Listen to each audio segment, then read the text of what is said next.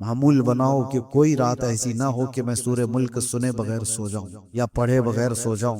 اس کا اثر ایسا نہیں ہے کہ آپ صرف قبر میں دیکھنے والے ہیں، ایسا نہیں ہے کہ صرف قبر کی روشنی کی بات ہے، یہ اللہ کا کلام ہے، زندوں کو بھی زندہ کر دیتی، یہ اللہ کا کلام ہے، زندوں کے لیے اترا ہے۔ اس کا جو اجر ہے اور اس کا جو نتیجہ نکلنے والا ہے قبر میں وہ اپنی جگہ پر، لیکن تمہاری حیات میں بھی اس کے اثرات دیکھنے کو ملیں گے۔ سورہ ملک پڑھنے والا ہمارے بزرگان دین فرماتے ہیں کبھی کوئی حاکم اسے زیر نہیں کر پاتا۔ سورہ حاکم، سورہ ملک جو تلاوت مسلسل کرتا رہتا ہے، کوئی حاکم اسے زیر نہیں کر پاتا۔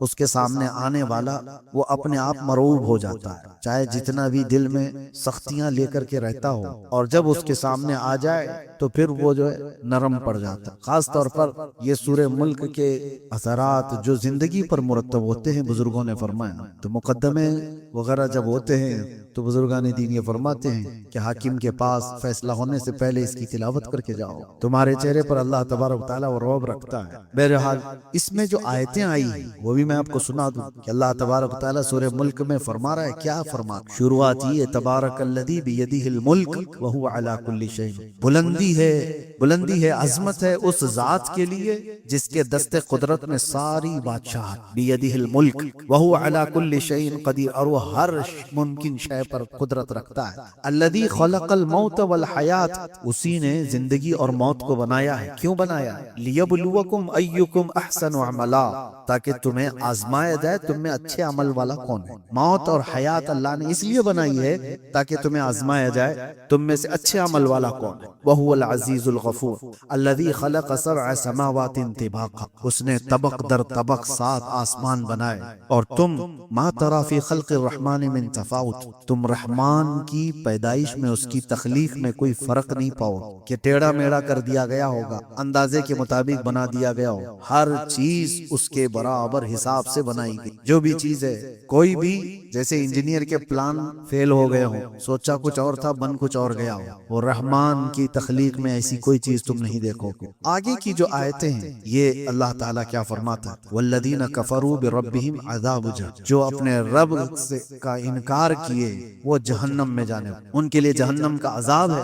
کلما القی فیہا فوج سألہم خزنتها الم یأتکم نذیر، اب توجہ کی، جب جہنم میں جھونکا جائے گا کسی کو تو دربان پوچھے گا ان سے، جب کسی کو دوزخ میں ڈالا جا رہا ہے، سألہم خزنتها، دربان جو دوزخ کا دربان ہے وہ پوچھے گا الم یأتکم نذیر، کیا تمہارے پاس ڈرانے والا کوئی آیا نہیں تھا، اللہ کا خوف دلانے والا کوئی آیا ہی نہیں تھا، تم جہنم میں کیسے آ گئے؟ قالوا بلا، وہ جہنم میں جانے والے کہیں گے ہاں کیوں نہیں، آیا تو تھا، قد جاءنا نذیر، ہمارے پاس ڈر سنانے والا آیا تھا، فکذبنا، لیکن ہم نے جھٹلایا، ہم جھٹلائے ہوئے تھے۔ اللہ کا ڈر سنانے والا آیا تھا، بولتا تو تھا کہ جہنم ہے، آخرت ہے، لیکن ہم جھٹلائے ہوئے لوگ۔ اور پھر اللہ تبارک و تعالیٰ یہ فرماتا ہے وَقَالُوا لَوْ كُنَّا نَسْمَعُ أَوْ نَعْقِلُ مَا كُنَّا فِي أَصْحَابِ السَّعِيرِ۔ اللہ، یہ آیتیں دیکھیں، جہنم میں جانے والے کہتے ہیں اے کاش اگر ہم سن لیے ہوتے اس کی بات، ڈر سنانے والے کی بات سن لیے ہوتے، لَوْ كُنَّا نَسْمَعُ أَوْ نَعْقِلُ، اور سمجھ گئے ہوتے ہم، مَا كُنَّا فِي أَصْحَابِ السَّعِيرِ، ہم دوزخ میں جانے والے نہیں ہوتے، ہم آج جہنمی نہیں ہوتے۔ فَاعْتَرَفُوا بِذَنبِهِمْ، وہ سب اپنے گناہوں کا اقرار کریں گے وہاں۔ جتنے بھی دوزخ میں جانے والے ہیں وہ یہ نہیں کہیں گے پتہ نہیں مجھے کیوں ڈالا گیا ہے، ارے چوک کر کے آ گیا ہوں میں ادھر، نہیں، جو جہنم میں جائے گا وہ بولے گا ہاں میری غلط، اعتراف کر کے جائے گا، اور وہ نہیں کرے گا تو اس کے اعضاء بولیں گے اليوم نختم على افواههم وتكلمنا ايديهم وتشهد ارجلهم بما كانوا يكسبون۔ رب تعالیٰ فرماتا ہے آج کے دن تو ہم تمہارے منہ پر مہر لگا دیں گے، تمہارے ہاتھ اور تمہارے پیر ہم سے بات کریں گے جو کچھ تم کیا کرتے تھے۔ جہنم میں جانے والا، جیل میں آنے والے آدھے سے زیادہ وہ بولتے ہیں میں تو نردوش، میں کچھ کیا ہی نہیں، مجھے پھنسایا گیا ہے۔ تقریباً ہر کوئی، مرڈر والا بھی بولتا ہے مجھے پھنسایا گیا ہے، اور جتنوں کو دیکھا گیا ہے وہ سب یہ کہتے ہیں۔ یہاں الگ معاملہ ہے، جیل میں آنے والوں کو ہم نے دیکھا ہے، پہلے تو کوئی اقرار نہیں کرتا، نہ پولیس کے پاس، نہ کورٹ میں، اور نہ اندر آنے کے بعد، وہ تو دوستی یاری میں بیٹھے بیٹھے اپنے کچے چھٹے سنا دیتے ہیں، لیکن اعتراف کرتا نہیں کوئی کہ میں نے وہ کیا یہ کیا۔ بڑے بڑے جرم ہوں یا چھوٹے ہوں، سب یہی بولتے ہیں مجھے پھنسایا گیا ہے۔ اب بڑے بڑے لوگوں پر، نیتاؤں کو بھی دیکھو، جب کیس لگتے ہیں تو یہی بولتے ہیں سازش کے تحت مجھے یہ کیا گیا ہے۔ لیکن قیامت میں ایسا نہیں ہوگا۔ جو دوزخ میں جا رہا ہوگا وہ یہ نہیں بولے گا لوگوں نے مجھے پھنسایا اور میں یہاں آ گیا، وہ کہے گا کاش میں سن لیا ہوتا ڈر سنانے والے کی بات، رسول اللہ کی بات سن لیا ہوتا، میں دوزخ میں نہیں آتا۔ فاعترفوا بذنبہم، اللہ فرماتا ہے وہ اپنے گناہوں کا اعتراف کریں گے۔ فسحقا لاصحاب، بہت ہی برا ہو دوزخ میں جانے والے۔ ان الذین یخشون ربهم بالغیب لہم مغفرۃ واجر، بے شک وہ لوگ جو اپنے رب سے ڈرتے تھے بغیر دیکھے اللہ کو، یہ وہ لوگ ہیں جو اللہ کو دیکھے نہیں اور ڈرتے تھے، اللہ فرماتا ان کے لیے مغفرت ہے اور اجر کبیر، ان کے لیے اجر عظیم ہے۔ یہ سورہ پوری اللہ تبارک و تعالیٰ نے جہنم کے متعلق، وہاں جانے والوں کے متعلق فرمایا۔ اور ایک آیت ہے اور ایک سورہ ہے جو سورہ حاقہ ہے، سورہ حاقہ۔ حاقہ جو ہے یہ قیامت کو ہی کہا گیا۔ حاقہ کیا ہے؟ الحاقۃ ما الحاقہ، واقع ہونے والی، یقین کے ساتھ واقع ہونے والی کیا چیز ہے تم جانتے ہو؟ وہ قیامت ہے۔ قیامت کا پورا تذکرہ اللہ تعالیٰ یہاں بیان فرما رہا ہے، یہ سورہ حاقہ۔ کبھی آپ قرآن اٹھانا، ترجمہ پڑھ لینا، صرف ترجمہ بھی پڑھو ان آیتوں کا، آپ کے جسم کانپ جائے۔ اللہ تعالیٰ فرماتا ہے یہ وہی قائم ہونے والی چیز ہے جس کا انکار قوم سمود نے بھی کیا، قوم عاد نے بھی کی۔ حضرت صالح علیہ السلام کی جو قوم تھی وہ قوم سمود، اور حضرت ہود علیہ السلام کی قوم تھی وہ قوم عاد۔ قوم سمود اور قوم عاد انہوں نے کیا کیا تھا پتہ ہے؟ اللہ تعالیٰ فرماتا ہے قوم سمود نے انکار کیا، ایسی کوئی چیز آنے والی ہے ہی نہیں، کس سے ڈراتے ہو تم؟ قیامت و احمد کیا چیز ہے یہ؟ اللہ تعالیٰ نے ان کو ایسا ہلاک کیا، فَأُهْلِكُوا بِالطَّاغِيَةِ، ان کو اللہ تبارک و تعالیٰ نے سخت ترین ہلاکت میں برباد کیا۔ قوم سمود کیسے ہلاک ہوئی وہ بتاتا، وَأَمَّا عَادٌ فَأُهْلِكُوا بِرِيحٍ صَرْصَرٍ عَاتٍ، اور قوم عاد اس کو اللہ نے تیز ہواؤں سے ہلاک، ایک کو چنگھاڑ سے آواز۔ قوم سمود کیسے مری ہے؟ جبرائیل علیہ السلام زمین پر آئے تھے اور انہوں نے ایک آواز لگائی، اور اتنی تیز آواز تھی، اتنی تیز آواز کہ جو آواز بڑھتی بڑھتی گئی تو قوم سمود کے کانوں میں سے بھیجا باہر نکلا۔ آواز میں پاور ہے۔ آج جو بم پھٹتا ہے نا اس میں بارود کم ہوتا ہے، اس کی جو آواز ہوتی ہے اسی سے ساری چیزیں ٹوٹ جاتی۔ بارود اس سے ہلاکت اتنی نہیں، جو ہائی پاور کا جو کی آواز ہے، آواز بہت طاقتور چیز ہے۔ کبھی آپ روڈ پہ بہت تیز آواز میں ڈی جے بجائے تو یہاں کی دیواریں ہلنے لگ جاتی، کیوں ہلتی ہیں؟ آواز سے کیوں چیزیں ہلتی؟ آواز میں بہت پاور، بہت طاقت۔ یہ تو ہلکی آواز ہے، جتنا سننے کی تمہیں طاقت ہے اتنا ہی سن پاتے ہو، اوور ہو گئی تو کان پھٹ جائیں، کان پھٹ جائیں۔ اور جبرائیل علیہ السلام نے جب آواز لگائی تھی، وہ اللہ وہ سید الملائک، اللہ نے عذاب کے لیے ان کو بھیجا تھا، اور فرشتے کی چنگھاڑ سے وہ ساری کی ساری قوم ہلاک ہوئی تھی۔ دوسرے دن جب صبح ان کو دیکھا گیا تو ان کے کانوں سے بھیجا نکلا ہوا، قوم سمود، ان کو ہلاک کیا گیا۔ قرآن یہ کہہ رہا ہے قیامت کا انکار کرنے والے لوگ، قیامت کوئی چیز نہیں۔ اور قوم عاد کو اللہ نے تیز آندھی بھیجی، سخرها علیہم 7 لیال و8 ایام، سات راتیں اور 8 دن تک مسلسل ہوا چلتی رہی تھی قوم عاد پر، بہت تیز آندھی چلتی تھی، اور اس میں سب کے سب ہلاک ہو گئے تھے۔ یہ حضرت ہود علیہ السلام کی قوم۔ اب یہاں پر اللہ تعالیٰ قیامت کا ذکر فرماتے ہوئے آگے ارشاد فرماتا ہے کب تک تم انکار کرو گے؟ فَإِذَا نُفِخَ فِي الصُّورِ نَفْخَةٌ وَاحِدَةٌ، جب وہ سور پھونکی جائے گی۔ سور کیا چیز ہے؟ یہ بھی دیکھیں آواز ہی ہے، قیامت بھی آئے گی آواز سے ہی۔ حضرت اسرافیل علیہ السلام اللہ کے فرشتوں میں سے ایک وہ فرشتے ہیں جن کے ہاتھ میں ایک سور باجے کی شکل کی، وہ کیسی ہے پتہ ہے کہ جیسے سینگ کی شکل ہوتی ہے، بیل کا سینگ، اسی کی بڑی شکل، وہ حضرت اسرافیل علیہ السلام ہاتھ میں لے کر تیار کھڑے ہیں۔ ابھی بھی ان کو حکم ہوگا کہ اب اس میں پھونک مارو، تو اس کی آواز دھیرے دھیرے دھیرے بڑھتی جائے گی، اور روئے زمین پر جتنے لوگ ہیں وہ جب آواز سننے لگے گی کہ جو جہاں ہے وہ سکتے میں کھڑا ہو جائے، اور اس کے بعد یہ ہوگا کہ اس سور کی آواز اتنی تیز ہوگی، حدیث پاک میں ہے اس وقت جو عورتیں حمل سے ہوں گی ان کے پیٹ سے بچہ باہر نکل جائے، حمل ان کا۔ اللہ تبارک و تعالیٰ نے فرمایا وَتَضَعُ كُلَّ ذَاتِ حَمْلٍ حَمْلَهَا، تم دیکھو گے اس دن کہ حمل والی عورت اس کا بچہ گر جائے گا، آواز، اور دودھ پلانے والی بچی، يَوْمَ تَرَى النَّاسُ تَذْهَلُ كُلُّ مُرْضِعَةٍ عما ارضعت، اللہ فرماتا ہے دودھ پلانے والی عورت اپنے بچے کو اٹھا کر پھینک دے گی. آج تک کبھی دیکھا کسی کو؟ اور یہ اس آواز کے بعد. اور کہ کوئی کپڑا کاٹ رہا تھا وہ کینچی پھینک دے، کوئی ہل چلا رہا تھا وہ ہل پھینک دے گا. یعنی جو جس حال میں تھا وہ ساری چیزیں پھینک کر سکتے میں آ جائے گا.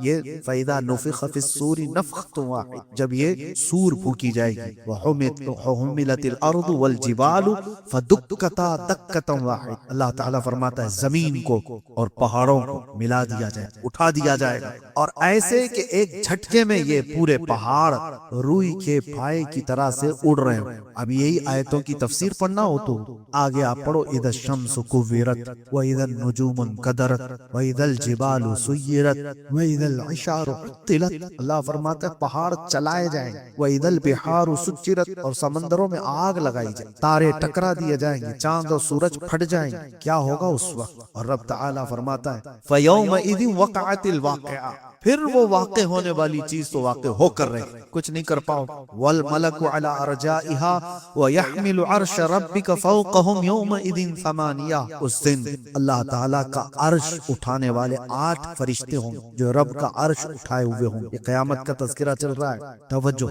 يَوْمَئِذٍ تُعْرَضُونَ لَا تَخْفَىٰ مِنْكُمْ خَافِيَةٌ، تم کو پیش کیا جائے گا قیامت کے دن، تم سب اٹھائے جاؤ اور کوئی چیز تمہاری چھپائی نہیں جائے گی، کوئی چیز نہیں چھپائی جائے گی، ہر چیز کے ساتھ تم قیامت کے دن آؤ گے. اب سنو جو آیتیں جھنجھوڑتی ہیں کیا ہے، فَأَمَّا مَنْ أُوتِيَ كِتَابَهُ بِيَمِينِهِ، اللہ فرماتا ہے جو جس کے ہاتھ میں اس کا نامہ اعمال سیدھے ہاتھ میں دے دیا گیا. فَأَمَّا مَنْ أُوتِيَ كِتَابَهُ بِيَمِينِهِ، سیدھے ہاتھ میں جس کا نامہ اعمال پکڑا دیا گیا. فَيَقُولُ هَاؤُمُ اقْرَءُوا كِتَابِيَهْ، وہ تو خوشی میں سب کو پکار کر کہے گا آؤ آؤ میرا عمل نامہ پڑھ لو، خوشی میں کہے گا. اے کاش ان لوگوں میں ہم. رب تعالیٰ فرماتا ہے وہ کہے گا ہاؤم اقرؤوا کتابیہ، پڑھو تم لوگ بھی پڑھو میرا نامہ اعمال مجھے رب نے آج سیدھے ہاتھ میں دیا ہے. وہ کہے گا انی ظننت انی ملاق حسابی، مجھے یقین تھا کہ میں اپنے رب کے پاس حساب دوں گا، حساب کا دن آئے گا، مجھے یقین تھا. فہو فی عیشۃ راضیہ، وہ اپنی من پسند زندگی میں جا رہا ہو. فی جنت عالیہ، بلند جنتوں میں جا رہا ہو. قطوفها دانیہ، کلوا واشربوا ہنیئا بما اسلفتم فی الایام الخالیہ. یہ جنت کے تذکرے یہاں پر رب تعالیٰ فرماتا ہے جس کی ٹہنیاں، جس کے باغیچے اس طرح خوشگوار، جاؤ عیش کرو جو تم آخرت پر یقین. اب آگے آیت وَأَمَّا مَنْ أُوتِيَ كِتَابَهُ بِشِمَالِهِ، اور جس کے ہاتھ میں، بائیں ہاتھ میں وہ حساب دیا جائے، وہیں سے سب سمجھ میں آ جائے. جیسے ہی اعمال نامہ پکڑایا جائے گا وہیں سمجھ میں آ جاتا ہے کس کے ساتھ کیا ہونے والا. یہ قرآن کی آیت پڑھ رہا ہوں. وَأَمَّا مَنْ أُوتِيَ كِتَابَهُ بِشِمَالِهِ، جس کے بائیں ہاتھ میں اس کا نامہ اعمال پکڑایا جائے گا، کیا کہے گا جانتے؟ فَيَقُولُ يَا لَيْتَنِي لَمْ أُوتَ كِتَابِيَهْ، اے کاش مجھے حساب نہیں دیا گیا ہوتا، میرا اعمال نامہ مجھے نہیں پکڑایا گیا ہوتا تو کتنا اچھا ہوتا. دوسری جگہ وہ کہتا ہے وَلَمْ أَدْرِ مَا حِسَابِيَهْ، مجھے پتہ ہی نہیں تھا حساب کیا ہوتا ہے، مجھے معلوم ہی نہیں تھا. اور دیکھ کر کے پوچھتا ہے وہ فرشتوں سے یہ کیا ہے؟ اعمال نامے کا مطلب کیا سمجھتے ہو تم؟ پرنٹ آؤٹ نکال کر کے لائیں گے A4 سائز کے 5 پیپر ہیں. اعمال نامے کے متعلق کہا گیا ہے فرشتے اٹھا اٹھا کر کے کتابیں لا رہے ہوں گے، جہاں تک اس کی نظر جاری ہوگی اسی کی کتابیں ہوں گی. وہ پوچھے گا یہ کیا ہے؟ کہا جائے گا تیری پوری زندگی کا لکھا ہوا ہے، جہاں تک نظر جا رہی ہے. ایسا نہیں کہ یہ پورا بھر جائے گا، فرمائے گا جہاں تک تمہاری نظر جا رہی ہے تمہارے اعمال سے بھری ہوئی کتابیں فرشتے اٹھا کر لا رہے ہوں گے. وہ پوچھے گا اتنا سب میرا ہے؟ کہاں تیرا ہے؟ سنانا ہوگا، 400 سال لگ جائیں، 500 سال لگ جائیں، سنانا ہے تجھے آج. پھر وہی بندہ یہ کہتا ہے، اس کا جملہ رب تبارک و تعالیٰ نے قرآن میں کیا فرمایا؟ ما لہذا الکتاب لا یغادر صغیرۃ ولا کبیرۃ الا احصاها، ہے لا یہ کیسی کتاب تو نے دی مجھے، چھوٹی چیز بھی اس میں چھوڑی نہیں گئی، بڑی چیز بھی چھوڑی نہیں گئی، سب لکھ دیا گیا، سب لکھ دیا گیا. یہ بائیں ہاتھ میں جس کا آ گیا ہے اس کے معاملات ہیں یہ. اور آگے وہ کیا کہتا ہے؟ ما اغنا عنی مالیہ ہلک عنی سلطان، کسی بھی چیز نے اس کو نفع نہیں دیا. دوسری سورے میں اللہ تعالیٰ نے یہ بھی فرمایا کہ اس دن یود المجرم لو یفتدی من عذاب یومئذ ببنی، ہوتا ہے نا تم کو پکڑا گیا. یہاں پر ضامن چلتی ہے نا, ضمانت میں آپ پراپرٹی لکھوا دو اور اس کے بعد بیل لے کر کے آ جاؤ, یا کسی آدمی کو کھڑا کرو, یہ ضامن ہے میرا, جب تک کیس چلے گا یہ میرا ضامن ہے. وہ اپنی پراپرٹی کے پیپر لا کر کے جمع کرے گا کورٹ میں, یہ دستور ہے. اور مجرم قیامت کے دن کیا سوچے گا وہ اللہ فرمانا, یود المجرم لو یفتدی من عذاب یومئذ ببنی. اس دن مجرم یہ تمنا کرے گا کہ میرے بیٹے کو میں رکھ کر کے عذاب سے چھٹکارا تو لے لوں, بدلے میں مولا میرا بیٹا رکھ لے.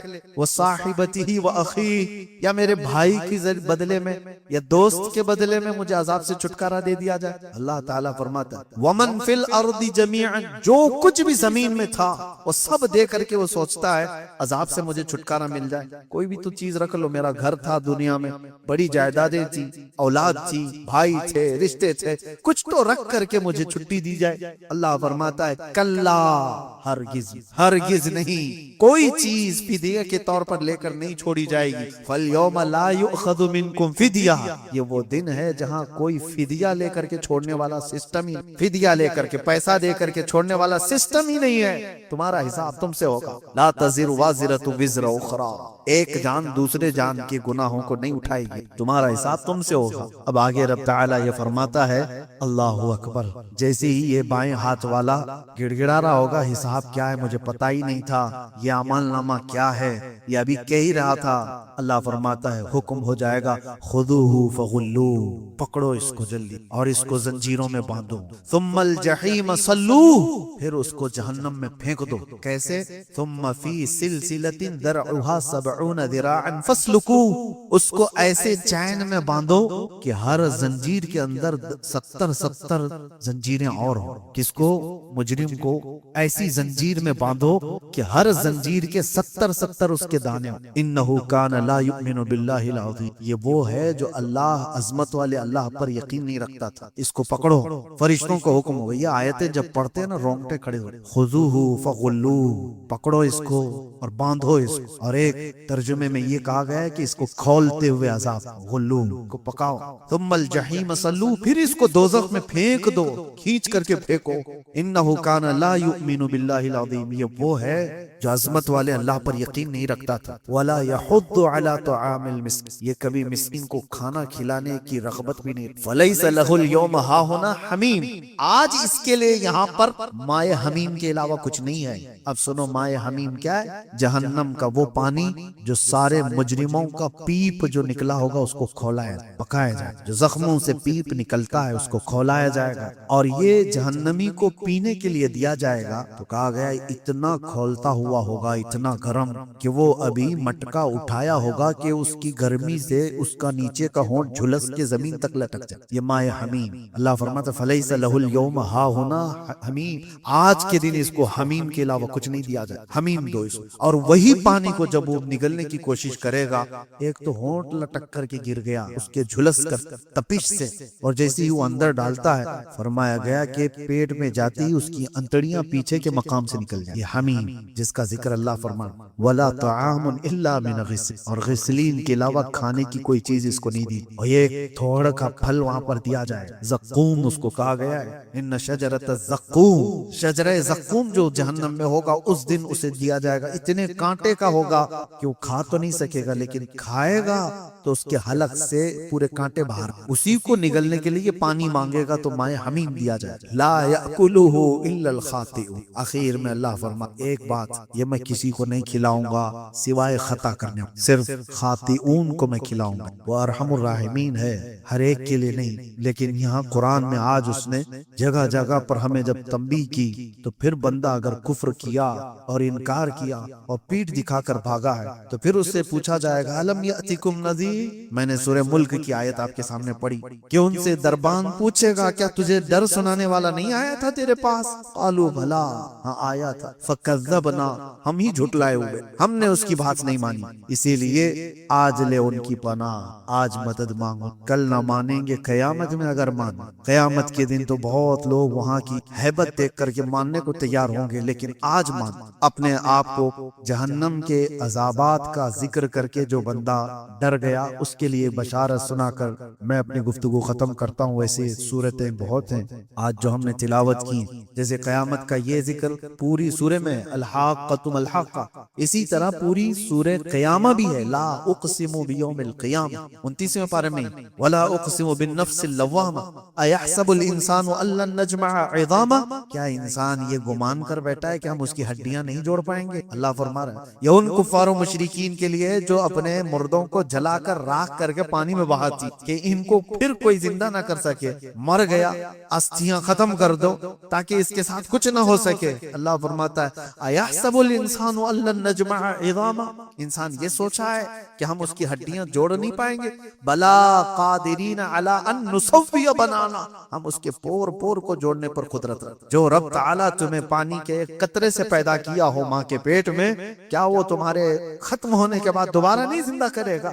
الیس ذلک بقادر علی ان یحیی الموتى، یہ اللہ تعالیٰ کو سورہ قیامہ کی آخری آیت میں فرماتا ہے کیا تم یہ سوچتے ہو کہ وہ قدرت نہیں رکھتا مرنے کے بعد دوبارہ زندہ کرنے پر؟ اور ایک آیت یہ بھی میں سنا دوں، قیامت آنے کے وقت جو تذکرے ابھی میں نے کیا اس میں ایک آیت سورہ قیامہ میں یہ ہے، اللہ تعالیٰ فرماتا ہے بل یرید الانسان لیفجر امامہ، یہ ایک ٹاپک ہی الگ ہے لیکن میں سناتا ہوں۔ اللہ فرما رہا ہے اکثر انسان ایسا ہے وہ چاہتا ہے کہ اس کے سامنے بے حیائی ہو، اسے دیکھنے کی خواہش، بے حیائی اور برائی دیکھنے کی خواہش کرتا ہے۔ بل یرید الانسان لیفجر امامہ، اس کے سامنے بے حیائیاں ہوں، راستے میں جو جھگڑا ہو رہا ہو نا تو دیکھنا جلدی سے بہت جلدی جمع ہو جائیں گے لوگ، اور کسی کو مدد کرنا ہو تو دو لوگ بھی نہیں کھڑے ہوں، جھگڑے دیکھنے کے لیے بہت جلدی آدمی جمع ہو جاتا ہے، کوئی سرکس کر رہا ہو تو اس کے لیے، کوئی ننگا ناچ رہا ہو اس کے لیے کھڑے ہو جائیں گے۔ کیوں؟ انسان کی فطرت یہ رب تعالیٰ فرما رہا ہے اس کی خواہش ہوتی ہے کہ سامنے بے حیائی، لیکن اس کے بعد اللہ تبارک و تعالیٰ فرماتا ہے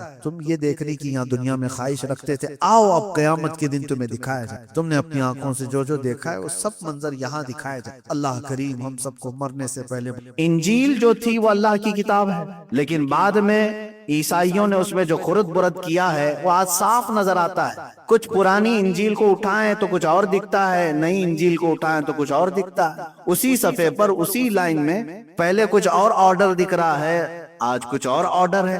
تو اس سے پتہ چلتا ہے کہ ایک کا لکھا ہوا نہیں ہے، اس میں خرد برد ہوا ہے۔ میں چیلنج کرتا ہوں پوری دنیا سے، 14 صدیوں پہلے والا قرآن جو سیدنا عثمان ابن عفان رضی اللہ تعالیٰ عنہ کے ہاتھوں سے لکھا ہوا تھا، صحابی رسول ہیں، داماد رسول ہیں، قرآن خود اپنے کانوں سے سنا ہے رسول کی زبان سے، ان کے ہاتھوں سے ان کے زمانے میں لکھا ہوا قرآن آج بھی موجود ہے، آج بھی موجود ہے، ترکی کے میوزیم میں موجود ہے قرآن۔ آج کا چھپا ہوا قرآن اور 14 صدیوں پہلے والا قرآن جاؤ ملا کر کے دیکھ لو، ایک آیت کا بھی فرق آ جائے، آیت تو دور کی بات میرے عزیز، ایک حرف کا بھی فرق آ جائے تو میں تمہارا چیلنج ایکسپٹ کرنے کو تیار ہوں۔ تم ملاؤ گے آج بھی اس 14ویں صدی والے پرانے قرآن کو، تمہیں سمجھ میں آئے گا حرف بہ حرف وہی ہے، اس لیے کہ قرآن اللہ نے مولویوں کے ہاتھ میں نہیں دے دیا کہ تم حفاظت کرو، اللہ نے قرآن میں فرمایا ہم نے اس کو اتارا، ہم ہی اس کی حفاظت کریں۔ ہاں یہ صرف جو ہے ہم لوگوں کے ہاتھ کی بات نہیں ہے کہ قرآن جو ہے مسلمانوں کو دے دیا گیا، علماء کو دے دیا گیا، حافظوں کو دے دیا گیا کہ تم حفاظت کرتے رہو، نہیں۔ اللہ فرماتا ہے انا نحن نزلنا الذکر وانا لہ لحافظون، ہم نے قرآن کو اتارا اور ہم ہی اس کی حفاظت کریں گے، کوئی کچھ نہیں کر سکے گا۔ اب قرآن پاک کے متعلق جو اس کے اعجاز، اعجاز کہتے ہیں عاجز کرنے والی چیز، میرے عزیزو آپ کے پاس، میں بارہا اس بات کو دہراتا بھی رہتا ہوں، آپ کے پاس آپ کی حقانیت کی سب سے بڑی دلیل کیا ہے؟ تم مسلمان ہو، اسلام کو آپ فالو کرتے ہیں۔ اگر کوئی نان مسلم آپ سے پوچھتا ہے جس کا اسلام سے تعلق نہیں، تم مسلمان ہو، اپنے آپ کو حق سمجھتے ہو، کیا دلیل دو؟ ظاہر سی بات ہے اس طرح کے ڈیبیٹ بہت سارے ہوتے ہیں اور بڑھتے بھی چلے جاتے ہیں۔ اگر تم رسول پاک صلی اللہ تعالی علیہ وسلم کی زندگی کو پیش کرتے ہو تو کہے گا یہ کہانیاں ہیں تمہاری بنائی ہوئی، ہم نے تو دیکھا نہیں اور نہ تم نے دیکھا ہے۔ میرے نبی صلی اللہ تعالی علیہ وسلم نے اپنے ہاتھ کی انگلی کے اشارے سے چاند کو شک کر دیا تھا، ٹھیک ہے ہم مانتے ہیں، لیکن وہ سامنے والا اگر یہ کہے یہ تو پرانی بات ہے، تیری کتابوں میں ہوگی، تو مانتا ہوگا، میں نے تو دیکھا نہیں، دیکھنے والی کوئی چیز ہے تیرے رسول کی کوئی نہیں؟ انہوں نے سورج کو پلٹا دیا تھا، یہ بھی پہلے کی بات ہے، انہوں نے بہت سارے معجزے کر دکھائے، یہ بہت پہلے کی بات ہے۔ میرے عزیزو تم کیا چیز پیش کرو گے؟ اپنے رسول کی حقانیت کے لیے اگر کوئی چیز پیش کر سکتے ہو تو یہ قرآن پاک، یہ زندہ معجزہ ہے، آج تک موجود، یہ رسول کا معجزہ ہے۔ آج تک تم پیش کر سکتے ہو. چاند کا شق ہونا، سورج کا پلٹانا، یہ سب الحمدللہ ہم اس کو ایکسپٹ کرتے ہیں. لیکن اجنبی شخص اگر کوئی تم سے سوال کرے، اس کے پاس قرآن پیش کرو، یہ میرے نبی کا معجزہ ہے، اس لیے کہ اس رسول نے یہ قرآن بیان کیا ہے جو کبھی کسی استاد کے پاس گیا ہی نہیں، جو کسی اسکول میں نہیں پڑھا، کسی کالج میں نہیں پڑھا، کسی مدرسے میں نہیں پڑھا، کسی استاد کے پاس بیٹھا ہی نہیں. میرے نبی کا ایک لقب ہے امی. آپ درود میں بھی پڑھتے ہیں نا، صلی اللہ علی النبی الامی. امی کہتے ہیں جو کسی سے نہ پڑھا، جو کسی سے نہ پڑھا، اس کو کیا کہتے ہیں؟ امی. بعض جاہل لوگ اس کا ترجمہ غلط کر جاتے ہیں، جن کے دلوں میں کھوٹ ہو وہ حضور کو ان پڑھ کہتے ہیں. ان پڑھ میں اور کسی سے نہ پڑھے ہوئے ہونے میں زمین آسمان کا فرق ہے. ان پڑھ تم جاہل کو کہہ رہے ہو، میں کہہ رہا ہوں میرے نبی کا یہ اعجاز ہے اور میرے نبی کا یہ اعزاز بھی ہے کہ کسی بھی دنیا کے استاد سے نہ پڑھ کر کے بھی میرا رسول وہ باتیں بیان کر رہا ہے جہاں تک دنیا 1800 سال میں نہیں پہنچی. رسول پاک صلی اللہ تعالی علیہ وسلم کا یہ معجزہ نہیں. آپ کو حیرت ہوگی قرآن کی حقانیت کے متعلق 18ویں صدی میں جب اٹلانٹک اوشین سمندر ہے وہاں پر ایک جگہ دریافت کیا ایک سائنٹسٹ نے اور بتایا کہ یہاں پر ایک ایسی جگہ ہے جہاں بہت اندھیرا ہے کہ ہاتھ نکالو تو بھی ہاتھ نظر نہیں آئے گا، وہاں سورج کی ایک کرن بھی نہیں پڑتی. سمندر کے پاس کوئی ایک جگہ ہے، میں نے بھی نہیں دیکھا، آپ نے دیکھا ہو تو الگ بات ہے، میں نے تو اب تک نہیں دیکھا، نہ سفر کا کبھی اتفاق ایسی جگہ کا ہوا. لیکن تحقیق کرنے والے سائنسدان نے تحقیق کر کے بتایا کہ ایسی ایک جگہ ہے جہاں سورج کی روشنی پڑتی نہیں ہے، بہت گھوپ اندھیرا ہوتا ہے. تو جب اس نے یہ بیان کیا تو علماء ربانیین نے سن کر کے قرآن کی وہ آیت بیان کی. سورہ نور میں اللہ تعالیٰ نے 18ویں پارے میں ارشاد فرمایا کہ موجن، اللہ تعالیٰ فرماتا ہے قرآن پاک میں اذا اخرج یدہ لم یکد یراہا، کہ ایک جگہ ایسی ہے جہاں تم اپنا ہاتھ نکالو گے تو ہاتھ بھی نہیں نظر آئے گا. ظلمات بعضها فوق بعض، اندھیریوں پر اندھیریاں ہیں، اندھیریوں پر اندھیریاں ہیں. موجم من فوقی موجم من فوقی سحاب ظلمات بعضها فوق بعض، یعنی موجیں اس کو ایسے لپیٹے میں لی ہوئی ہیں جیسے بادل کو گھیر لیا گیا ہو، اور وہاں پر اندھیریوں پر اندھیریاں ہیں کہ تم ہاتھ نکالو گے تو ہاتھ بھی نظر نہیں آئے گا. سمندر کی ایک جگہ کی بات قرآن بیان کر رہا ہے، اور قرآن کس کی زبان سے بیان ہوا؟ رسول پاک کی زبان سے. تو جب اس سائنسدان کو یہ بتایا گیا قرآن میں تو اس کو پہلے ہی سے ایکسپلین کر دیا گیا ہے کہ دنیا میں ایک جگہ ایسی ہے جہاں سورج کی کرن پڑتی نہیں، تو اس سائنسدان کو حیرت ہوئی. اس نے کہا کہ میں تو پھر مطالعہ کرتا. دیکھا تو قرآن میں موجود بھی تھی آیت. کہا یہ قرآن بیان کس کا کیا ہوا ہے؟ کہا محمد رسول اللہ صلی اللہ علیہ وسلم. تو اس سائنسدان نے یہ کہا میں تو سمجھتا تھا کہ میں سب سے بڑا غواص یعنی غوطے لگانے والا، سمندر کا سفر کرنے والا، مجھ سے پہلے بھی کوئی سمندر کے سفر کرنے میں ماہر آدمی تھا محمد صلی اللہ تعالی علیہ وسلم. وہ سمندر کے سفروں کے بہت ماہر رہے ہوں گے تبھی تو ان کو ایسی جگہ ملی، یہ پتا چلی. تو اس نے کہا میرے سے بھی پہلے اس جگہ کا کسی نے سفر کیا ہے. جب اس نے تحقیق کیا اور میرے آقا کی سیرت پڑھا، حیرت ہوگی آپ، حضور کی 63 سالہ زندگی میں کبھی ایک بار بھی حضور نے سمندر کا سفر نہیں کی. حضور پاک صلی اللہ تعالی علیہ وسلم کبھی سمندر کے سفر پر گئے ہی نہیں. ماہر وہ کہہ رہا ہے میرے طرح سے وہ سمندروں کا بہت سفر کرتے ہوں گے تبھی ان کو یہ جگہ ملی ہوگی. اتفاق ایسا کہ حضور کبھی سمندر کے کنارے بھی نہیں گئے. اب اس کی حیرت کی انتہا نہ رہی. جو شخص اپنی پوری زندگی میں کبھی سمندر دیکھا ہی نہیں، ظاہری طور پر گیا ہی نہیں، وہ اگر درمیانے سمندر موجود ایک اندھیریوں کا ذکر کرتا ہے تو اس کا مطلب وہ عام بشر نہیں بلکہ اسے یہ کائنات کا پیدا کرنے والا بتایا ہوگا تبھی اس نے بتایا.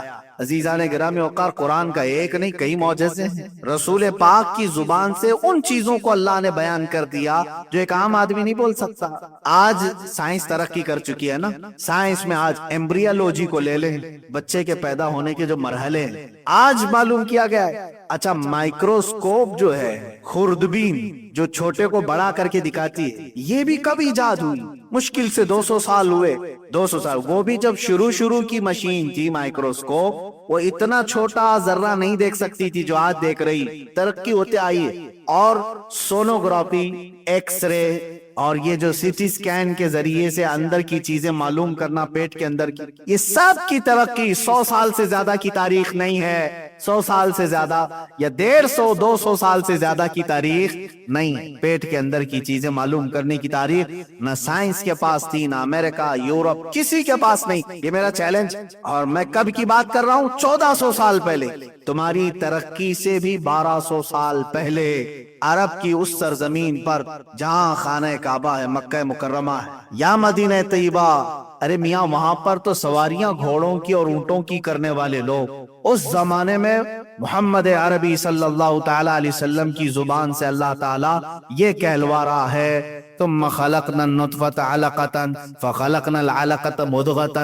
فخلقنا المضغة عظاما فكسونا العظام لحما ثم انشأناه خلقا آخر فتبارك الله احسن الخالقین۔ اللہ تعالیٰ فرماتا ہے ہم نے نطفے کو، نطفہ کہتے ہیں منی کا ایک بوند، نطفے کو ہم نے علقہ بنایا، علقہ کہتے ہیں چنگم کی طرح چپکنے والا خون، بستہ خون، خون جمع ہوا خون بنایا۔ اللہ فرما رہا ثم خلقنا العلقة مضغة، پھر اس علقے سے، یہ چپکنے والا جو خون ہے، لوتھڑا ہے، اس سے ہم نے گوشت کا ٹکڑا بنایا، گوشت کا ٹکڑا بنایا، اس سے گوشت بن گیا۔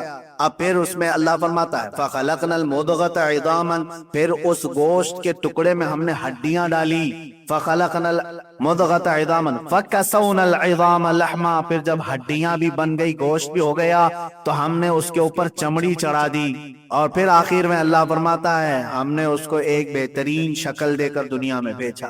اب یہ ایمبریالوجی میں ہم آتے ہیں۔ ایمبریالوجی ڈاکٹرز جانتے ہوں گے، سائنس کے لوگ، جو بچے کی پیدائش کے جو مرحلے ہیں یا بچے کے پیٹ کے اندر کے معلومات، جو لوگ اس کے اسپیشلسٹ ہیں وہ ایمبریالوجی کہلاتے ہیں۔ ان لوگوں کے نقطہ نظر سے آپ جا کر کے ان سے پوچھ لیں بچے کے مرحلے کیا کیا ہوتے ہیں، وہ بتائے گا۔ پہلے 4 ویکس میں کتنا ہوتا ہے، 8 ویک میں کیا ہوتا ہے، پھر 2 مہینے کے بعد کیا ہوتا ہے، پوری تاریخ موجود ہے، آج سائنس کھلا ہوا موجود ہے، آپ جا کر تحقیق کر سکتے ہیں بچہ پیدا ہونے کے جو مرحلے ہیں، منزلیں ہیں، وہ کتنی ہیں۔ تو آپ کو سائنس بھی آج بتائے گا کہ شروع میں وہ 1 بوند ہوتا ہے، اس کے بعد پھر جو ہے خون جمع ہوتا ہے، اور خون کی انہوں نے بھی، آج سائنس نے بھی یہ بتایا ہے، ایسے ہوتا ہے جیسے چپکنے والی کوئی چیز ہو، اور پھر اس کے بعد جیسے کسی نے چبا کر کے، یعنی دانتوں کے جو نشان، اس طرح کی چیز۔ عربی کی بہت ساری باریکیاں ہیں جو میں آج مختصر سے انداز میں نہیں بتا پاؤں گا۔ اس کے بعد سائنس کہتا ہے کہ اس میں گوشت کا ٹکڑا بنتا ہے، پھر اس کے بعد ہارٹ بیٹ شروع ہوتی ہے، اور اس کے بعد پھر اس کی ہڈیاں بننے لگتی ہیں، پھر 9 مہینے کے بعد یعنی 7ویں مہینے میں بچہ مکمل بن جاتا ہے، تقریباً 6 مہینے کے بعد 7ویں مہینے میں آتا ہے بچے کی پوری۔ یہی کیٹیگریز، یہی مرحلے، یہی منزلیں جو قرآن نے گنایا 1200 سال پہلے، sonography, X ray, C T scan کے بعد آج ترقی کر کے تم نے چھان بین کر کے معلوم کیا بچہ نطفے سے علقہ بنتا ہے، علقے سے مضغہ بنتا ہے، مضغے سے پھر اس کے اندر چمڑی آتی، ہڈیاں آتی ہیں، یہ تمام چیزیں آج 1200 سال بعد تم نے تحقیق کر کے بتایا۔ مجھے بتاؤ اس محمد عربی صلی اللہ تعالی علیہ وسلم کے پاس کون سے سی ٹی سکین کی مشین تھی، کون سا ایکس رے تھا، کون سا سونوگرافی تھا؟ ان کے پاس کوئی اس طرح کی مشین نہیں تھی، بلکہ حد تو یہ ہے میرے عزیزو، اس رسول کا معجزہ ہی یہ ہے کہ وہ نہ کسی استاد کے پاس گیا، نہ کسی یونیورسٹی میں پڑھا، بلکہ عرب کی سرزمین پر وہ تنہا رہے۔ تاریخ لکھنے والے بول تو سکتے تھے، آج جتنے حضور کے دشمن رہے وہ کبھی تو بولتے کہ حضور کو فلاں نے پڑھایا، فلاں۔ آج تک 1400 سال میں نہ کوئی یہودی بولا، نہ کوئی عیسائی بولا کہ محمد عربی فلاں سے انسپائر تھے، ان سے بہت زیادہ متاثر تھے، اس کی تعلیمات لے کر کے بیان، کبھی نہیں۔ ان کو معلوم ہے 63 سالہ زندگی میں میرے آقا کے پاس کوئی استاد آیا ہی نہیں، جو آیا وہ جبرائیل، لیکن استاد بن کر کے نہیں، رب کا قاصد بن کر کے آیا۔ بعض لوگ کہتے ہیں حضور کے استاد جبرائیل ہیں، یہ بھی غلط ہے۔ میرے رسول کا اگر کوئی استاد ہے تو قرآن سے پوچھو کون ہے، قرآن خود پڑھ کر کے بتائے گا، الرحمن علم القرآن، وہ رحمان ہے جس نے اپنے حبیب کو قرآن سکھایا ہے، شاگرد مصطفیٰ ہے، استاد رب ذوالجلال، بس اس کے بیچ میں کوئی نہیں۔ جبرائیل علیہ السلام کا کام کیا ہے؟ بلکہ بعض اوقات تو خود کہتے ہیں لے کر کیا ہے، الف لام میم، آیتیں لے کر کیا ہے، یہ بھی تو آیت ہے نا، کاف ہا یا عین صاد، یہ بھی آیت ہے نہ۔ مجھے اس کا معنی معلوم، نہ تمہیں معلوم، کسی کو نہیں معلوم، پوری امت میں کسی کو نہیں معلوم، آج تک نہیں معلوم۔ معلوم ہے آپ کو یہ بات؟ جو حروف مقطعات ہیں، سورتوں کے شروع میں جو الفاظ آتے ہیں، ان کا ترجمہ نہیں کر سکتے، یہ ترجمہ ہے قرآن میں لے کے بیٹھا ہوں، ترجمے والا قرآن بھی اٹھا کر کے دکھاؤں، وہاں پر آپ کو ڈیش ڈیش رہے گا، کوئی ترجمہ نہیں کر سکتا ان آیتوں کا۔ کیوں؟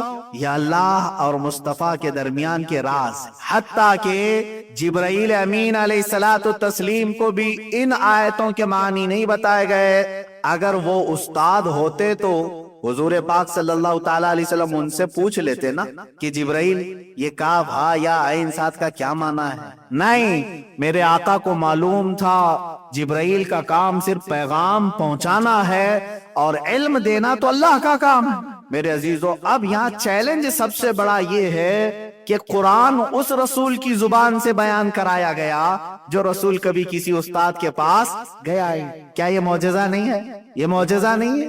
حیرت کی بات ہے، آج جب کوئی چھوٹا بچہ 6 سال کا 7 سال کا کیلکولیشن کرنے میں ماہر ہوتا ہو، ہر حساب بتا دیتا ہے، تو اس کو ٹی وی میں لے آیا جاتا ہے، میڈیا میں لایا جاتا ہے، ارے یہ 10ویں پڑھا نہیں لیکن 10ویں کے حساب بتا رہا ہے۔ لیکن میرا چیلنج ہے، آج جو 6 سال کا یا 7 سال کا بچہ بھی میتھمیٹکس یہ ٹف سے ٹف فنڈے حل کر کے بھی دکھاتا ہو تو ضرور اس کو کسی استاد نے ٹپس بتائے ہوں گے، ماں کے پیٹ سے کوئی نہیں سیکھ کے آیا۔ لیکن میرا یہ چیلنج ہے، مصطفیٰ کریم صلی اللہ تعالی علیہ وسلم نے جو عجائبات بیان کیے ہیں، قرآن حضور کی زبان سے بیان ہوا، حضور کی زبان سے بیان ہوا، یہی تو سب سے بڑا معجزہ ہے۔ جو کبھی کسی استاد کے پاس نہیں گیا وہ ایسی باتیں بیان کر رہا ہے جس کو 1400 سال سے آج تک لوگ تحقیق کے مراحل سے گزار رہے ہیں۔ سائنس بھی اس پر ترقی کر رہی، سائنسدان بھی قرآن کا مطالعہ کر رہے ہیں۔ جو بیان کیا قرآن نے وہ آج اس کو تحقیق کے مرحلوں سے گزارتے ہیں تو ہو بہو وہی چیزیں ان کو مل جاتی۔ جیسے کہ اس سے قبل میں نے بتایا تھا، علامہ اقبال کے متعلق بات ملی تھی، جرمنی میں ایک بڑا سائنسدان تھا، اس کے ہاں آپ کا آنا جانا تھا، اس کی ایک لائبریری تھی، اس کے اندر وہ کسی کو آنے نہیں دیتا تھا۔ ایک بار وہ باہر کہیں گیا تھا، یہ لائبریری کھول کر چلے گئے اندر، لیبوریٹری یا لائبریری جو بھی جہاں وہ تحقیقات کرتا تھا، یہ جا کر کے دیکھتے ہیں تو میز پر قرآن رکھا ہوا ہے۔ وہ مسلمان نہیں تھا، وہ دوسرے مذہب سے تعلق رکھنے والا۔ آپ نے دیکھا، اس کے بعد آ گئے واپس۔ وہ جب واپس سفر سے آیا تو اس سے ایسا لگا کہ کوئی تو اندر آ کے گیا ہے، میری چیزیں الٹ پلٹ دکھ رہی۔ تو بلایا ان لوگوں کو، کون گیا تھا؟ تو انہوں نے بتا دیا کہ میں گیا تھا۔ تو اس نے بہت برہمی کا اظہار کیا، غصے کا اظہار کیا، لیکن ان کو سائڈ میں بلایا، کہا راز ہے، راز ہے۔ کیا دیکھا تم نے؟ کہا وہی تو مجھے بھی خلیش ہے جو چیز میں دیکھا اندر۔ تمہارا قرآن سے کیا تعلق ہے؟ تم اپنی میز پر قرآن کیوں رکھے؟ تو اس نے کہا کہ بات در حقیقت یہ ہے کہ میں جو بھی ایکسپیریمنٹ کرتا ہوں یا جو کچھ بھی تجربے کرتا ہوں اس کو قرآن سے میں میچ کر کے دیکھتا ہوں کہ کہیں اس میں بیان ہوا ہے کیا اس طرح۔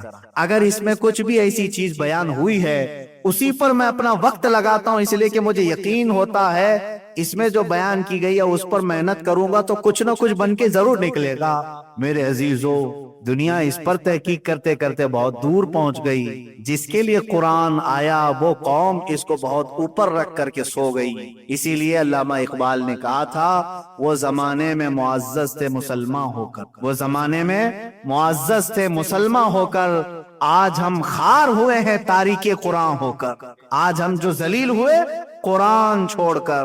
قرآن میں اللہ تعالیٰ نے یہ آیت میں یوں پوچھا ہے، تم افلا یتدبرون القرآن، قرآن میں غور و فکر کیوں نہیں کرتے؟ قرآن میں غور و فکر کیوں نہیں کرتے؟ میرے عزیزو، قرآن کو جن لوگوں نے غور و فکر کا ذریعہ بنایا ان کا حال کیا تھا؟ حضرت عبداللہ ابن عباس رضی اللہ تعالیٰ عنہ، صحابی، سید المفسرین ان کو کہتے ہیں، تفسیر میں سب سے زیادہ آپ کی روایتیں۔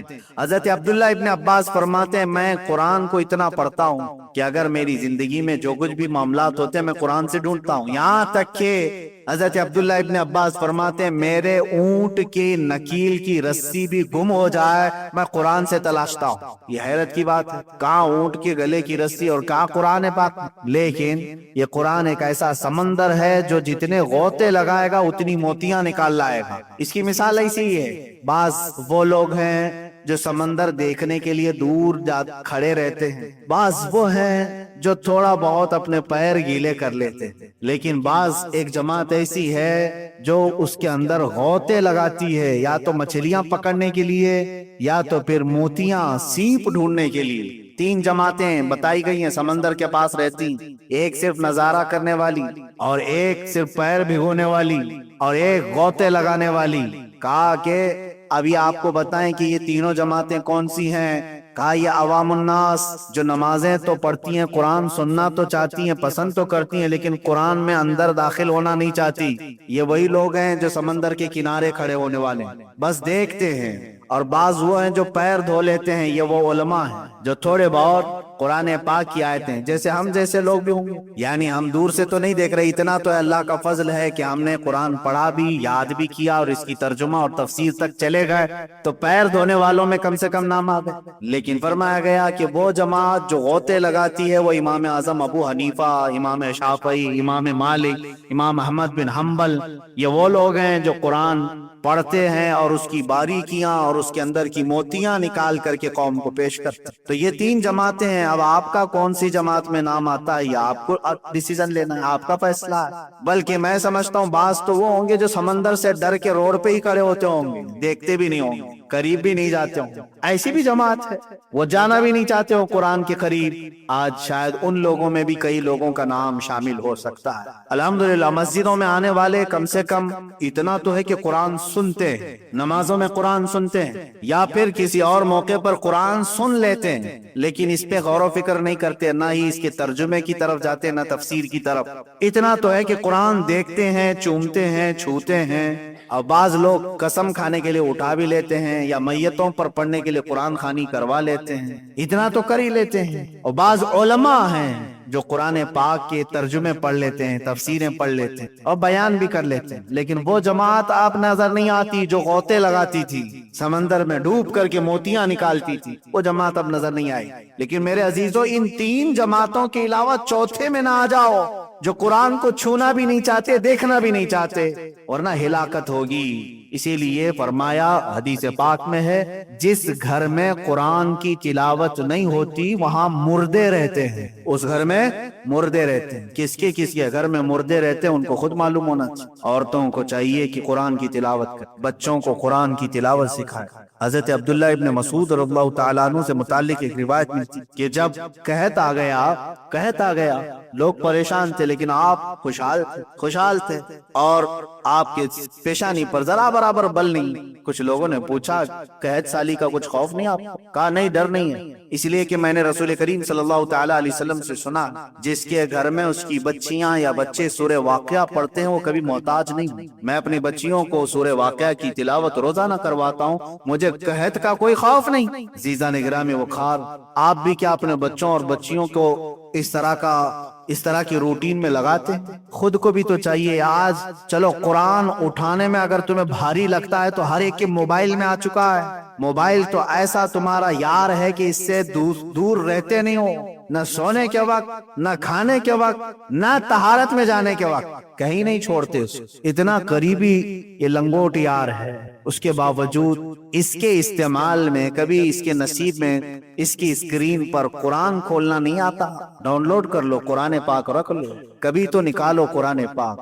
اگر دیکھ کے پڑھ نہیں سکتے تو کم سے کم ریکارڈڈ قرآن پاک کی آوازیں، اس میں سینکڑوں قاریوں کی قرآن کی تلاوت محفوظ ہے.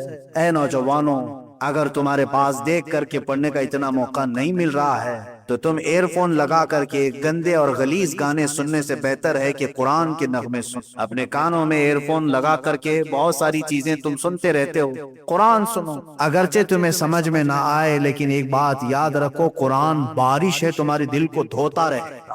دھوتا رہے گا. جس قدر آیتیں تمہارے کانوں میں پڑتی جائیں گی اتنا تمہارے دل کا میل یہ دھوتا رہے گا. قرآن سننا بھی عبادت ہے, پڑھنا بھی ہے, سننا بھی عبادت ہے. لیکن کیا سب سے زیادہ ناانصافی ہم نے قرآن کے ساتھ نہیں کی, ہماری قوم نے؟ آج یہ قرآن سب سے زیادہ دور ہو گیا. بچپن میں ہم اپنے بچوں کو قرآن سینے سے لگا کر کے بیچتے تھے مدرسوں. یہی آج بھی معمول ہے. بچہ جب مدرسے آتا ہے تو سینے سے لگا کر کے آتا ہے, قرآن ہو کہ پارا ہو کہ قاعدہ ہو. لیکن وہی بچہ اسکول جاتا ہے تو اپنا پورا بستہ بیگ پورا پیٹھ پیچھے ڈال کر جاتا رہتا ہے. کبھی اس کو ہم آبزرو نہیں کرتے. بچپن سے ہمارے بزرگوں نے بتایا تھا کہ قرآن سینے کی طرف پہلے نمبر پر, بعد میں اس کے بعد جو کچھ بھی ہے وہ قرآن کے بعد. لیکن بڑا ہونے کے بعد بچہ اس کو پیچھے ڈال دیتا, اس کو آگے کر دیتا, قرآن پاک کو چھوڑ دیا جاتا ہے. اور بہت سارے لوگوں کا تو آج رواج ایسا ہے کہ ایک بار قرآن دیکھ کر کے ناظرہ ختم ہو گیا, ختم قرآن کی محفل ہو گئی, اس کی ہدیہ ہو گیا, اس میں لڈو لایا, گل پوشی کیا, استاد کو نذرانہ دے دیا, اس کے بعد قرآن اٹھا کر کے رکھ دیا. اب کسی سے ہم نے کہا بھی تھا بیٹا قرآن پڑھو, کہا نہیں میرا ختم ہو چکا ہے قرآن. ارے قرآن ناظرہ ختم ہو گیا تو اس کا مطلب کیا ہے؟ یہ کوئی ڈگری تھی جو تو انجینئرنگ کر رہا تھا, اب دوبارہ نہیں پڑھے گا؟ قرآن تو تجھے استاد نے سلیقہ سکھایا پوری زندگی بھر پڑھنے کے لیے. موت آنے تک قرآن کو اپنے ساتھ رکھو. اور یہ تمہارا ایسا رفیق ہے, ایسا دوست ہے جو قبر میں بھی تمہارا ساتھ نہیں چھوڑتا, بلکہ فرمایا گیا قبر میں اگر کوئی تمہارے لیے انسیت کا سبب بن سکتا ہے, کوئی تمہارے دل کو ہلکا کرے گا گھبراہٹ سے, ڈر سے, تو قرآن ہے. قرآن تمہارے لیے قبر میں بھی آئے گا. اور میرے آقا صلی اللہ تعالی علیہ وسلم تو یہاں تک ارشاد فرماتے ہیں قیامت کے دن قرآن جس کی سفارش کر جائے پھر اس پر جنت میں جانا واجب ہوگا, اور جس کے خلاف کھڑا ہو گیا قرآن اسے پھر دوزخ میں جانا واجب ہو جائے, وہ ضرور دوزخ میں چلا جائے. آپ اس قرآن کو دیکھ کر کے کبھی یہ دیکھو دل پر ہاتھ رکھ کر کے کہ کہیں ایسا تو نہیں کہ یہ قرآن قیامت میں میرے خلاف نہ کھڑا ہو جائے, میں نے اس کا حق ہی نہیں ادا کیا. برسوں ہو جاتے چھوا نہیں, مہینوں ہو جاتے اٹھایا نہیں, ہفتے ہو جاتے. میرے عزیزوں قرآن کو اٹھاؤ. اسی لیے میں بارہا کہتا ہوں بڑھاپا بھی آ گیا تو کیا فرق پڑتا ہے؟ اگر تم نے اپنی جوانی میں یا بچپن میں نہیں سیکھا تھا تو قرآن سیکھنے میں کوئی شرم اور عیب کی بات نہیں, کوئی شرم اور عیب کی بات. میرے استاد گرامی, میرے مرشد گرامی حضور تاج الشریعہ رحمت اللہ تعالی علیہ کو میں نے خود دیکھا 70 سال کی عمر میں وہ قرآن حفظ کر رہے تھے, جبکہ ان کی آنکھیں بھی جا چکی, گلے کی آواز میں تکلیف تھی, کان میں سننے میں تکلیف تھی, اس کے باوجود 70 سال کی عمر کے بعد وہ قرآن حفظ کر رہے تھے. قرآن تو بچپن میں دیکھ کر کے پڑھنا سیکھ گیا اور سب معانی تفاسیر سب آ گئے, لیکن ان کا ایک شوق تھا کہ میں حافظ قرآن بھی بنوں. کب شروع کیا؟ 70 سال کے بعد. اور کسے سناتے تھے؟ 15 سال کے ایک بچے کو سناتے, جبکہ ان کے مریدین میں ہی بڑے بڑے علماء اور فقہاء ہیں, ان کے مریدین میں ہی محدثین بھی ہیں. لیکن ایک 15 سال کے 16 سال کے بچے کو آپ جتنا یاد کیے وہ سنا رہے. میں نے صرف اس سے یہ اخذ کیا کہ قرآن سیکھنے میں اور سکھانے میں, پڑھنے میں اور پڑھانے میں کبھی کسی کو شرم نہیں محسوس کرنی, نہ جھجک نہ عیب. بڑے بڑے علماء نے جب اس عمر میں قرآن حفظ کرنا شروع کیا ہے, تو آج اگر کسی کی عمریں زیادہ ہو گئی اور وہ قرآن دیکھ کر کے بھی پڑھنا نہیں سیکھا تھا تو میرے عزیز اب بھی تمہارے پاس وقت, جب تک تمہاری آنکھیں سلامت ہے, زبان سلامت ہے, پڑھ لو اس, ورنہ قیامت کے دن اتنی سخت پکڑ ہوگی. قرآن کھڑا ہو گیا اگر تمہارے خلاف تو پھر جنت میں جانا مشکل ہو جائے. اب رسول پاک صلی اللہ تعالی علیہ وسلم جن پر خود قرآن اترا ہے, حضور صاحب قرآن ہیں, قرآن ان پر اترا ہے, وہ دعا کرتے ہیں اللہ کی بارگاہ میں اللہم اجعل القرآن حجتا لنا لا حجتا علینا. اے اللہ قرآن کو ہمارا سفارشی بنا, ہمارے خلاف کھڑے ہونے والا نہ بنا. حضور دعا کرتے تھے, اللہ کے نبی دعا کرتے تھے, تو باقی لوگوں کو خوف نہیں ہوتا, ڈر نہیں ہوتا کہ میں نے قرآن چھوا ہی نہیں, پکڑا ہی نہیں, کیا ہوگا میرے ساتھ؟ اے عزیزو, مر جانے کے بعد دوسرے لوگوں سے قرآن خوانی کروا لینا یہ قرآن کا حق نہیں ہے. قرآن تمہارے زندوں کے لیے اترا ہے. عجیب بات نہیں کہ قرآن ایک زندہ معجزہ ہے اور زندوں کی ہدایت کے لیے آیا ہے, لیکن امت کا المیہ تو دیکھو مردوں پر پڑھنے کے لیے رکھ دیا ہے. اس کو صرف مردوں پر پڑھنے کے لیے قرآن رکھا گیا ہے. قرآن زندوں کو جگانے کے لیے آیا ہے. ہاں مردوں پر ایصال ثواب تو ہم ضرور کریں گے, لیکن کل قرآن کا مقصد یہی نہیں ہے کہ قرآن خوانی کر کے ان کو ثواب پہنچائیں. قرآن کا جو اصل مقصد ہے وہ تمہیں زندگی کے اصول سکھانے آیا ہے, تمہیں دستور حیات دینے آیا ہے. جن کے دل سخت ہو چکے ہیں ان کے دلوں کو نرم کرنے آیا ہے. جو رب تعالیٰ سے برگشتہ ہو چکے انہیں اللہ کی بارگاہ میں لانے آیا ہے، تو اس کا مقصد ہی نہیں سمجھے گی۔ اور کیسے نہیں سمجھیں گے؟ کیسے سمجھیں گے؟ جب چھوئیں گے نہیں، اس کو پکڑیں گے نہیں، اس کو جا کر کے اپنے گھروں میں دیکھ لیں۔ عورتوں سے بھی میں گزارش کروں گا، اللہ ماشاءاللہ سب گھروں کی بات نہیں کرتا، اکثر گھر ایسے بھی ہیں جہاں روزانہ تم ٹی وی تو پوچھتے ہوں گے، فریج کو روزانہ پوچھ کر کے رکھتے ہیں، گیس کے چولہے کو ہر دن صاف کر کے رکھتے ہیں، قرآن کو دیکھو دھول بھی جمی ہوگی، اتنا اوپر رکھ دیا جاتا ہے کہ ہاتھ بھی نہ جائے، رمضان ٹو رمضان اس کو اتارتے ہیں، یا پھر اوکیشنلی موسمی طور پر کوئی اگر بڑی رات آ جائے یا پھر گھر میں کسی کی میت ہو جائے تو اتارے۔